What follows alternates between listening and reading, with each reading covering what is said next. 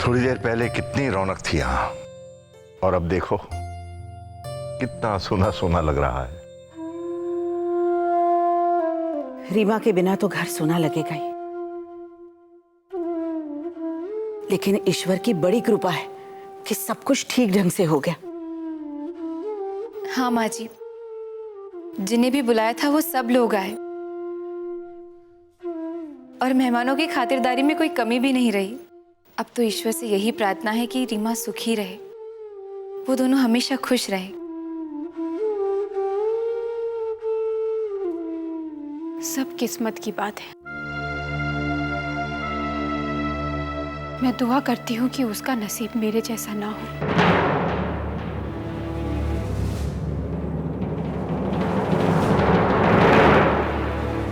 जो धोखा मैंने उठाया है वो किसी भी शादीशुदा औरत को ना मिले। ये क्या कह रही हो तुम? क्या धोखा खाया तुमने? ये बात आप मुझसे नहीं, अपने बड़े बेटे आकाश से पूछिए।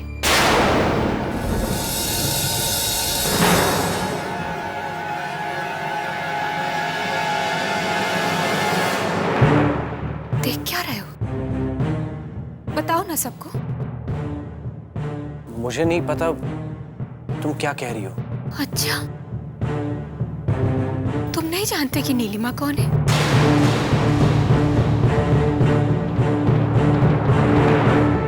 और वो तुमसे तुम्हारी जिंदगी से दूर जाने की बात क्यों कह रही थी?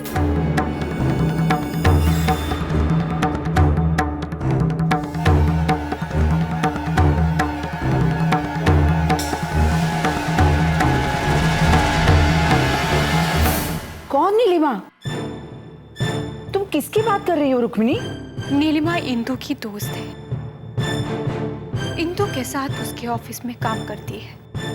इंदु ने उसे भी बुलाया था शादी में,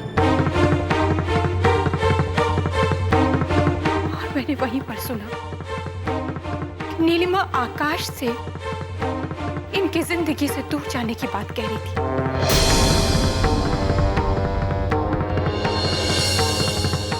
और आकाश बड़े प्यार से उसे समझाने की कोशिश कर रहे थे।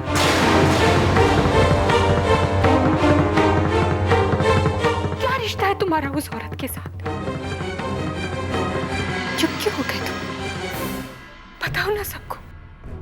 तीर्थ यात्रा का बहाना करके तुम उसी औरत से मिलने जाते थे ना?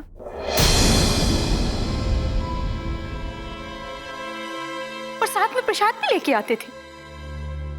और मैं बेवकूफों की तरह तुम्हारी हर बात मानती थी, पूरा भरोसा करती थी तुम पर। रातों को तुम लेट आते थे, तुम्हें तुम्हारा इंतजार करती रहती थी, लेकिन तुम उसी वक्त अपनी गर्लफ्रेंड के साथ गुलछर्रे उड़ा रहे होते थे, ऐश कर रहे होते थे उस कमीनी औरत के साथ।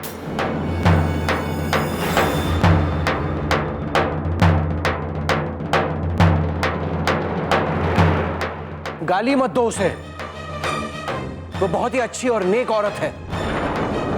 और एक बात सुन लो रुक्मिणी, नीलिमा मेरी गर्लफ्रेंड नहीं, मेरी पत्नी है।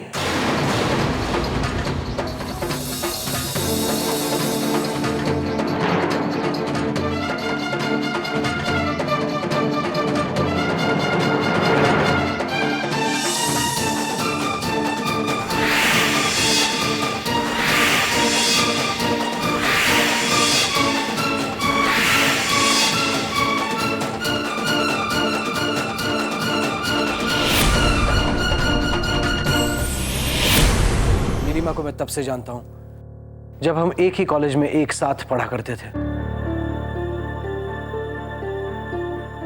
मेरी पढ़ाई पूरी होने के बाद मैंने बिजनेस शुरू किया और तभी हमने शादी कर ली।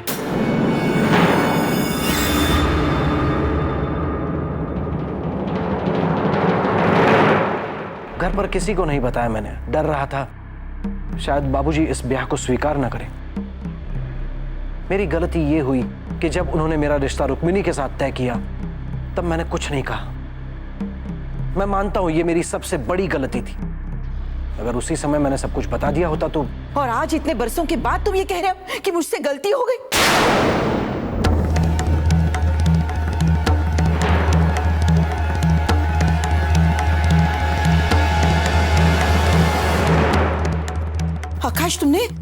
तुमने रुक्मिणी और नीलिमा दोनों की जिंदगी बर्बाद की है, और अब तुम ये समझ रहे हो कि माफी मांगने से तुम्हारा गुनाह माफ हो जाएगा? हाँ, अब आप जो मुझे सजा देंगे मुझे मंजूर है। मुझे अपनी सफाई में और कुछ नहीं कहना।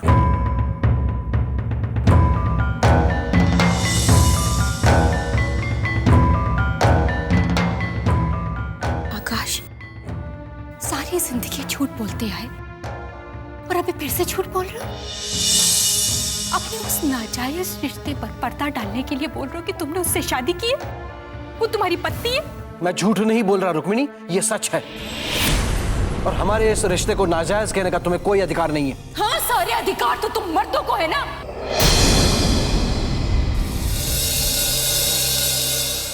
हम औरतों के जीवन में कुछ भी हो जाए, हमें तो उफ कहने का भी अधिकार नहीं है।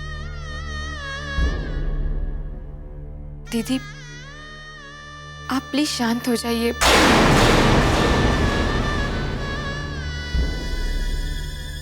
हिंदू, तुम क्यों हमदर्दी दिखा रही हो मुझे? तुम तो सब जानती थी ना अपने बड़े भैया और अपनी उस सहेली के बारे में। दीदी, ये सब कुछ मुझे नहीं पता था ना तुम्हें? मगर हिंदू, ऐसा कैसे हो सकता है? तुम्हारी तो वो बहुत खास दोस्त थी ना। तुम तो उसे राय देती होगी कि किस तरह मुझे रास्ते से निकालकर तुम अपने बड़े भैया के साथ लाकर उसे।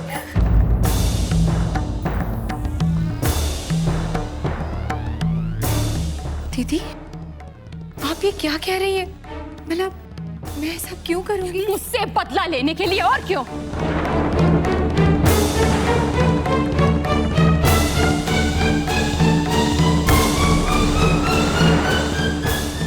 लेकिन इंदु,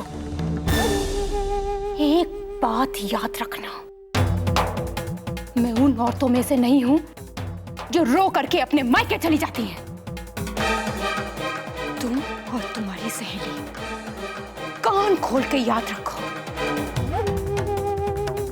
तुम कभी भी अपने मकसद में कामयाब नहीं होगी। ये क्या बकवास कर रही हो रुक्मिणी? हाँ, मैं तो बकवास कर रही हूँ ना। और तुम्हारी वो, उसके तुम मुझसे फूल झड़ते होंगे। फूल झड़ना किसे कहते मुझे पता नहीं, पर वो कभी किसी की बुराई नहीं करती, किसी को ताने नहीं देती, किसी का दिल नहीं दुखाती। वो हर लिहाज से एक बहुत ही अच्छी इंसान है रुक्मिणी। तो फिर यहाँ क्या कर रहे हो? जाओ ना उसके पास।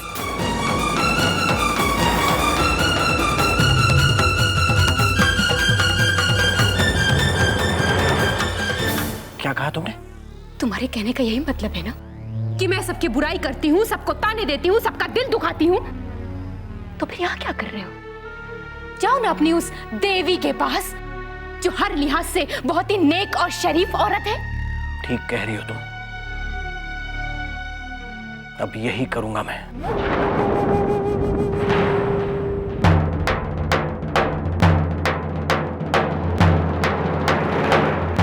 मैं अब चला जाऊंगा उसके पास, तुम भी आबाद रहोगी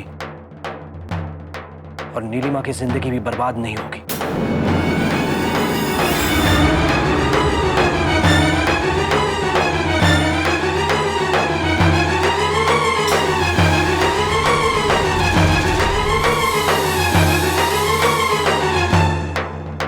आकाश, आकाश, ये तुम क्या कर रहे हो? आप चुप क्यों खड़े हैं? उसे रोकिए ना। अरे कोई रोको उसे।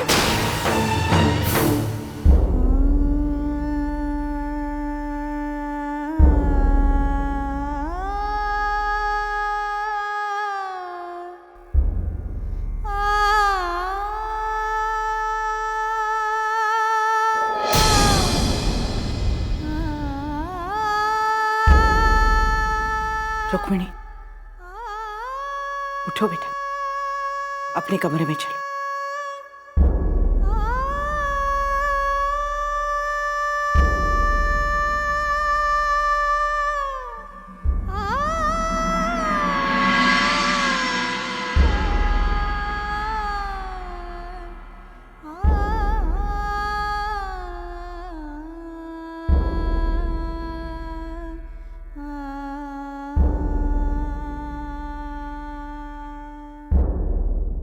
बेटा, तुम सोए नहीं अब तक?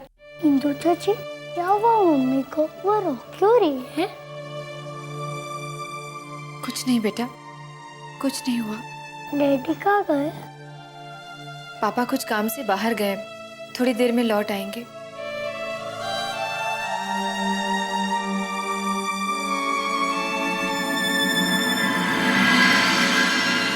भैया बात सुनिए। भैया भैया ये क्या कर रहे हैं आप? घर छोड़ के चले जाना, ये तो कोई सॉल्यूशन नहीं हुआ ना। तो फिर क्या सॉल्यूशन है? इस घर में रहकर दिन भर रुक्मिणी के ताने सुनता रहूं? वो हमेशा शक की नजरों से मुझे देखे और मैं मुजरिम बनकर उसके सामने खड़ा रहूं? नहीं अर्जुन, मैं सुकून की जिंदगी जीना चाहता हूं और वो मुझे सिर्फ नीलिमा के साथ मिल सकती है और कहीं नहीं। भैया आपको क्या लगता है वहां नीलिमा के साथ आप सुकून की जिंदगी जी पाएंगे? और बाहर वालों का क्या? जब उन्हें पता लगेगा आप अपना परिवार छोड़ के, अपने बीवी बच्चों को छोड़ के दूसरी औरत के साथ रहने जा रहे हैं, तो उनकी नजरों में क्या इज्जत रह जाएगी आपकी? प्रवीण, दुनिया और समाज की दुहाई मत दो मुझे। देखिए भैया, जोश और गुस्से में अक्सर लोग गलत फैसले कर बैठते हैं। अब मेरी बात मानिए, आप गुस्सा छोड़िए और चलिए अंदर। मैं जिद नहीं कर रहा हूं अर्जुन, मुझे अफसोस हो रहा है। यह फैसला मुझे बरसों पहले लेना चाहिए था। प्लीज प्लीज मुझे रोकने की कोशिश मत करो।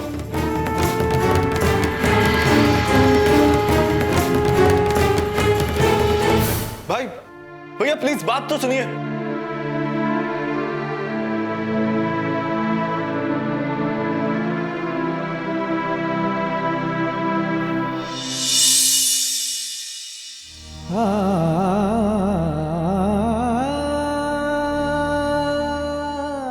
नहीं मना पाए ना उसको?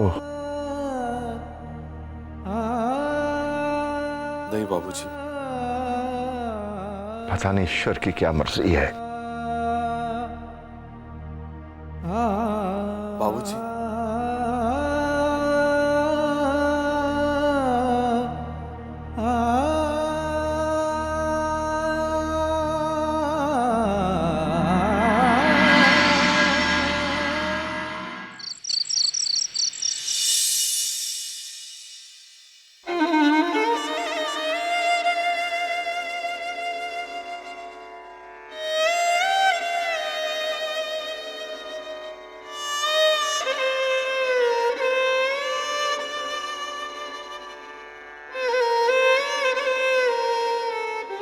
मैं जानता हूं इंदु तुम्हारे मन में क्या चल रहा है, लेकिन तुम क्यों उदास हो रही हो? इस समस्या का कोई ना कोई हल जरूर निकल आएगा। आकाश भैया घर छोड़कर चले गए, अब हालात और बिगड़ जाएंगे। ये सब कुछ मेरी वजह से हुआ। काश मैं नीलिमा को इस शादी में इनवाइट ही नहीं करती तो। इंदु, नीलिमा का शादी में आना एक बहाना बन गया था, वरना कभी ना कभी तो ये राज खुलना था ना। बड़े भैया और नीलिमा का रिश्ता कब तक छिपता? इस तरह के रिश्ते सिर्फ दुख और परेशानियों के अलावा कुछ नहीं देते। अर्जुन, हमें इस बारे में कुछ करना होगा। इस घर की सुख और शांति के लिए आकाश भैया को वापस आना ही होगा।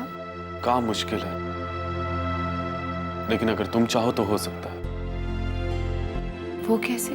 इंदु, नीलिमा तुम्हारी सहेली है, अगर तुम उससे बात करो तो शायद। अर्जुन, नीलिमा आकाश भैया को बहुत चाहती है, क्या वो इतनी आसानी से मान जाएगी? इंदु, नीलिमा किसी के कहने पर शायद ना माने, लेकिन तुम्हारे कहने का उस पर जरूर असर होगा। ठीक है, मैं अपनी ओर से पूरी कोशिश करूंगी। अपने घर के खातिर, अपने परिवार के खातिर मुझसे जो भी बन पाएगा मैं जरूर करूंगी।